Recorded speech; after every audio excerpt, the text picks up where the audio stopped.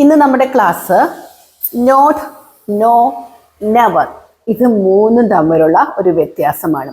അപ്പോൾ പലർക്കും സംശയമാണ്, നോട്ട് ഉപയോഗിക്കണോ, നോ ഉപയോഗിക്കണോ, നെവർ ഉപയോഗിക്കണോ. അപ്പോൾ ഈ മൂന്ന് പേരെ നമ്മൾ ഇന്ന് പരിചയപ്പെടാൻ പോവുകയാണ്. നമ്മുടെ സ്പോക്കൺ ഇംഗ്ലീഷ് ക്ലാസ് 30 ദിവസം കൊണ്ട് എങ്ങനെ ഇംഗ്ലീഷ് പഠിച്ചെടുക്കാം എന്നുള്ള കാര്യമാണ്. ഇംഗ്ലീഷ് സംസാരിക്കാനല്ല, ഇംഗ്ലീഷ് എങ്ങനെ എങ്ങനെ അത് സെന്റൻസ് ആക്കാം, അങ്ങനെയുള്ള മുഴുവൻ കാര്യങ്ങളും നമ്മൾ ഈ 30 ഡേയ്സ് കൊണ്ട് പഠിച്ചെടുക്കും കേട്ടോ. അപ്പോൾ ഇന്ന് നമ്മൾ നോക്കുന്നത് നോട്ട്, നോ, നെവർ. ആദ്യം നമ്മൾ എന്താണ് എടുക്കേണ്ടത്? നോട്ട് എടുക്കുക. അപ്പൊ നോട്ട് ആദ്യം ഓർക്കുക, നോട്ട് എപ്പോഴും എന്താണ്? ഈ നോട്ടും നോയും നെവറും എന്താണ്?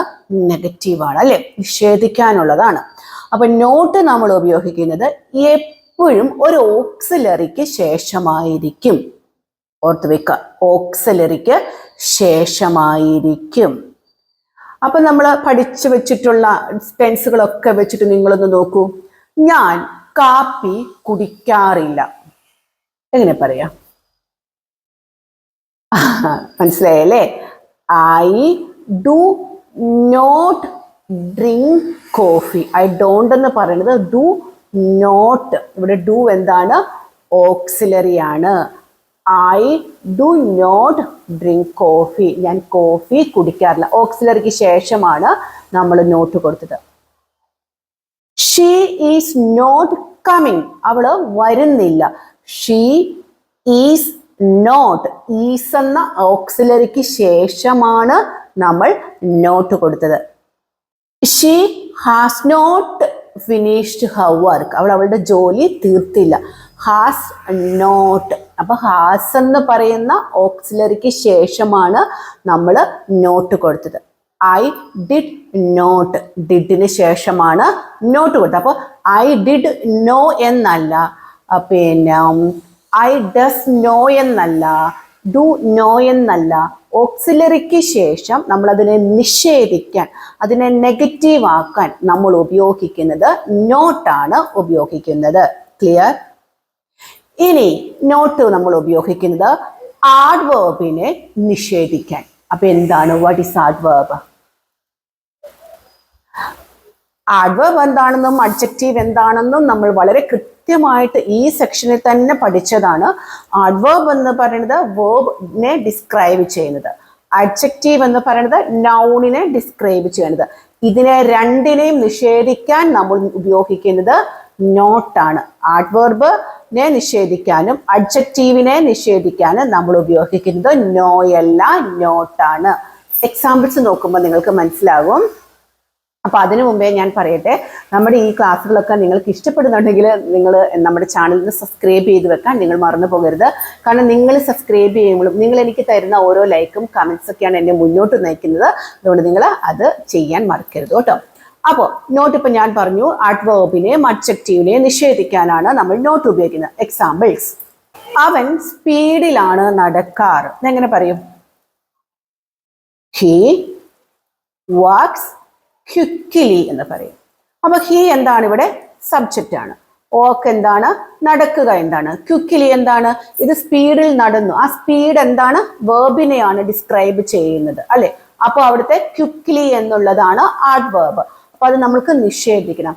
He works not quickly. ഇത് നമ്മൾ യൂഷ്വലി ഉപയോഗിക്കാറില്ല. പക്ഷെ നമ്മൾ എങ്ങനെ പറയും?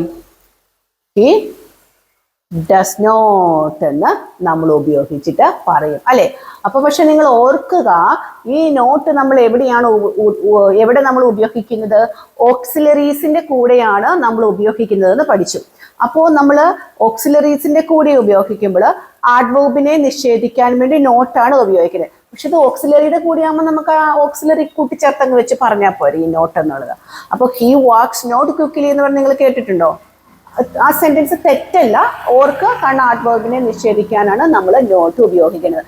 ഇനി അഡ്ജക്റ്റീവിനെ നിഷേധിക്കാൻ. അഡ്ജക്റ്റീവ് എന്ന് പറയുന്നത് എന്താണ്? നൗണിനെ ഡിസ്ക്രൈബ് ചെയ്യുന്നതാണ് അഡ്ജക്റ്റീവ്. അപ്പൊ അഡ്ജക്റ്റീവിനെ നിഷേധിക്കാൻ നമ്മൾ ഒരു സെന്റൻസ് പറയുക: the book is interesting. Book നല്ല ഇൻട്രസ്റ്റിംഗ് ആണ്. She is happy. സന്തോഷവതിയാണ്. അപ്പൊ ബുക്ക് എന്താണ്? ഇൻട്രസ്റ്റിംഗ് ആണ് അല്ലെ. എനിക്ക് ഇൻട്രസ്റ്റിംഗ് ആണ്. പക്ഷെ നിങ്ങൾക്ക് എന്താണ്? The book is not interesting. Interesting അല്ല. ക്ലിയർ? ഇൻട്രസ്റ്റിംഗ് എന്ന് പറയുന്നതിനെ നമ്മൾ നിഷേധിച്ചു. Is not interesting. പക്ഷെ അതിന്റെ മുമ്പിൽ എന്തുണ്ട്? ഓക്സിലറി ഉണ്ട്. I am happy. I am not happy. ഹാപ്പിനെ ഞാൻ നിഷേധിച്ചു. അല്ല, ഞാൻ സന്തോഷവതി അല്ല. പക്ഷെ അവിടെ എന്തുണ്ട്? ആം എന്ന് പറയണ ഓക്സിലറി ഉണ്ട്.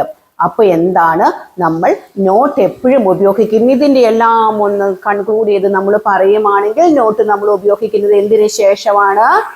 ഒരു ഓക്സിലറിക്ക് ശേഷം നമ്മൾ നോട്ടാണ് ഉപയോഗിക്കുന്നത്. ക്ലിയർ ആയല്ലോ?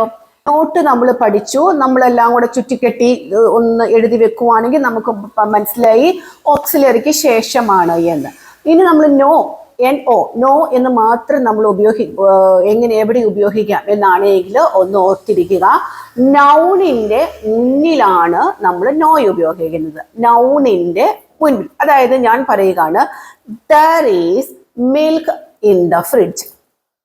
there is ന്റെ അർത്ഥം എന്താണ്? ഉണ്ട് എന്ന് പറയാനാണ് നമ്മൾ there is ഉപയോഗിക്കുന്നത്. അത് പലർക്കും അറിയില്ല. അപ്പൊ അതിന്റെ ലിങ്ക് കഴിയുമെങ്കിൽ ഇവിടെ കൊടുക്കാം, നിങ്ങളൊന്ന് പഠിക്കുക കേട്ടോ. there is milk in the fridge. ഫ്രിഡ്ജിനകത്ത് മിൽക്ക് ഉണ്ടെന്ന് ഞാൻ പറഞ്ഞു. പക്ഷെ അത് കേൾക്കുന്ന നിങ്ങൾ പറയുകയാണ് ഫ്രിഡ്ജിനകത്ത് മിൽക്ക് ഇല്ല എന്നാണ് പറയേണ്ടത്. ഇവിടെ നൗൺ എന്താണ്? മിൽക്ക്. ഈ നൗൺ ഇല്ലെന്നല്ലേ നമുക്ക് പറയേണ്ടത്. അപ്പൊ നമ്മൾ നൗണിന്റെ മുന്നിൽ നോട്ടല്ല നോയാണ് കൊടുക്കേണ്ടത്. there is no milk in the fridge. clear? she has money. അവൾക്ക് പൈസ ഉണ്ട്. മണി എന്താണ്? വേർബ് ആണോ? അല്ല, അതൊരു നൗൺ ആണ്. അപ്പൊ അതില്ലെന്ന് നമുക്ക് പറയണമെങ്കിൽ ഷി ഹാസ് നോട്ട് മണി എന്നല്ല, ഷി ഹാസ് നോ മണി. അപ്പോൾ ഹാസ് ഒരു ഓക്സിലറി അല്ലേ, അപ്പൊ നോട്ട് അല്ലേ എന്ന് നിങ്ങൾ ചിന്തിച്ചു. പക്ഷേ ഇവിടെ വന്നിരിക്കുന്നത് എന്താണ്? മണി എന്നുള്ള നൗൺ ആണ് വന്നിരിക്കുന്നത്, വേർബ് അല്ല. ക്ലിയർ? അപ്പോൾ നൗൺ ഇല്ല എന്ന് പറയാൻ നമ്മൾ നോയാണ് കൊടുക്കുന്നത്. She has no money. അപ്പൊ എന്ത് മനസ്സിലായി? നൗണിന്റെ മുൻപിൽ ഇല്ല എന്ന് പറയാൻ നമ്മൾ നോട്ടല്ല കൊടുക്കേണ്ടത്, നോ ആണ് കൊടുക്കേണ്ടത്. ക്ലിയർ ആയല്ലോ? ഇനി എന്താണെന്ന് വെച്ചാൽ ഇപ്പൊ ഞാൻ പറഞ്ഞില്ലേ, there is no any milk in the fridge. അങ്ങനെയില്ല കേട്ടോ. നമ്മൾ നോ എന്ന ഒരു വാക്ക് ഉപയോഗിച്ചു കഴിഞ്ഞാൽ നമ്മൾ ഞാൻ പറഞ്ഞല്ലോ നൗണിന്റെ മുന്നിലാണെന്ന്. അപ്പോൾ അവിടെ നമ്മൾ ആർട്ടിക്കിൾ യൂഷ്വലി ഉപയോഗിക്കും. അപ്പോൾ എ എന്നോ ആനെന്നോ എനി എന്നോ ഒരു ആർട്ടിക്കിൾ നമ്മൾ നോ ഉപയോഗിച്ചു കഴിഞ്ഞാൽ കൊടുക്കരുത്. there is no any milk in the fridge എന്നോ there is no a milk in the fridge എന്നോ ഒന്നും പറയാൻ പറ്റില്ല.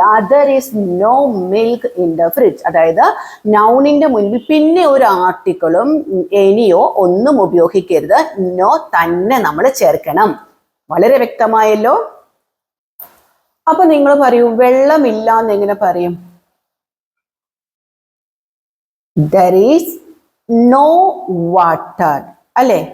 there is not water എന്നല്ല. അപ്പോൾ ഞാൻ പറഞ്ഞ നിങ്ങൾ ഓർക്കുക, ഓക്സിലറിക്ക് ശേഷം നോട്ടാണ്, പക്ഷെ വാട്ടർ എന്ന് പറയുന്നത് നൗൺ ആണ്. So there is no water. there is not water എന്നല്ല, no water. ഇനി നമ്മൾ നെവറിലേക്ക് പോവുകയാണ്.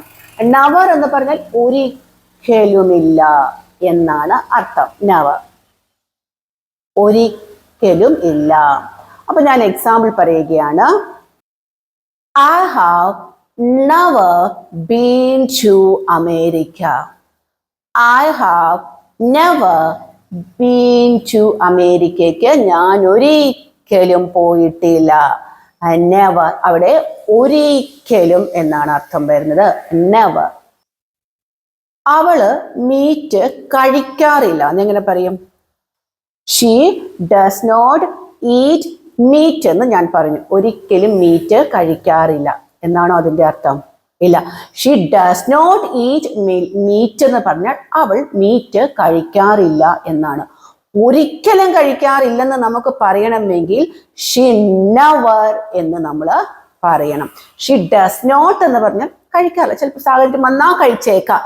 ഒരിക്കലും കഴിക്കാറില്ല എന്നാണ് നമുക്ക് പറയേണ്ടതെങ്കിൽ നമ്മൾ അവിടെ നെവർ ആണ് ചേർക്കേണ്ടത്. അപ്പൊ നമ്മൾ ചിലർക്ക് പറയും, ചിലരുടെ സ്വഭാവത്തിൽ നമ്മൾ പറയും എത്ര പറഞ്ഞാലും അവൾക്കൊരിക്കലും അത് മനസ്സിലാകില്ല.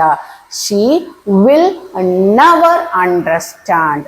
നെവർ, ഒരിക്കലും അവൾക്ക് മനസ്സിലാകില്ല. അപ്പൊ നെവർ എന്ന് പറഞ്ഞാൽ എന്താണ്? ഒരിക്കലും എന്നാണ് അർത്ഥം. പിന്നെ നെവർ എന്ന് പറയുന്നത് എന്താ? കംപ്ലീറ്റ്ലി നെഗറ്റീവ് ആണ് അല്ലെ, ഒരിക്കലുമില്ല.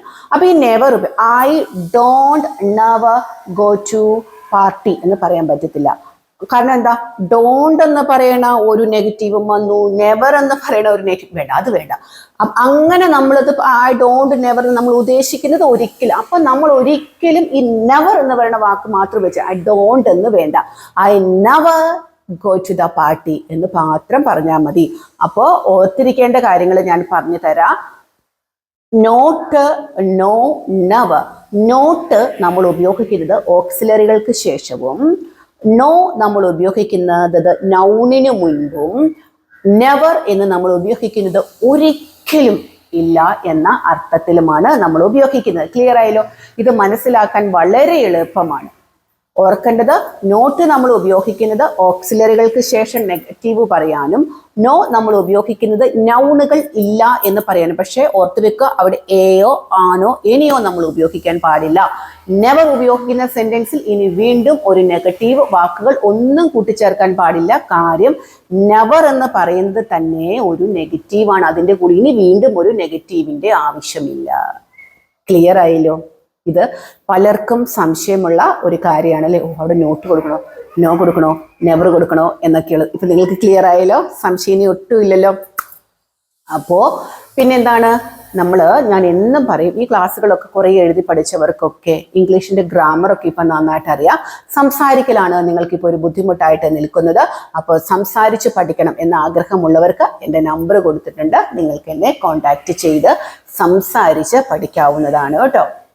പിന്നെ നമ്മൾ സ്ത്രീകൾക്ക് വേണ്ടി മാത്രം സ്കൂൾ തുറക്കുന്ന ആഴ്ചയിൽ തന്നെ 30 ദിവസത്തെ സ്പീക്കിംഗ് ക്ലാസ്സുകൾ സ്റ്റാർട്ട് ചെയ്യുകയാണ്. അപ്പോൾ നിങ്ങൾക്ക് എന്നെ കോണ്ടാക്ട് ചെയ്യാം. ഇതേ നമ്പറിൽ തന്നെ കോണ്ടാക്ട് ചെയ്യാം കേട്ടോ. അപ്പോൾ മഴക്കാലമൊക്കെ ആയി, എല്ലാവരും കരുതിയിരിക്കുക. രോഗങ്ങൾ വരാൻ തുടങ്ങുകയാണ്, നമ്മളുടെ പടിവാതിൽക്കൽ വന്ന് നിൽക്കുകയാണ്. അപ്പോൾ അവരെ നമ്മുടെ അകത്തോട്ട് പ്രവേശിപ്പിക്കാതിരിക്കാൻ ശ്രദ്ധിക്കുക. അപ്പോൾ കരുതിയിരിക്കുക കേട്ടോ. അപ്പോൾ എല്ലാവർക്കും നല്ലൊരു ദിവസം ആശംസിക്കുകയാണ്. പിന്നെ മറ്റൊന്ന്, നമ്മൾ ട്യൂഷൻ ക്ലാസ്സുകൾ സ്റ്റാർട്ട് ചെയ്തിട്ടുണ്ട്. താല്പര്യമുള്ളവർക്ക് ഇതേ നമ്പറിൽ തന്നെ കോണ്ടാക്ട് ചെയ്യാം. ഇതെല്ലാം എൻ്റെ തന്നെയാണ്, നിങ്ങൾക്ക് എന്നെ കോണ്ടാക്ട് ചെയ്യാവുന്നതാണ് കേട്ടോ. അപ്പം എല്ലാവരോടും നന്ദി പറയുന്നു.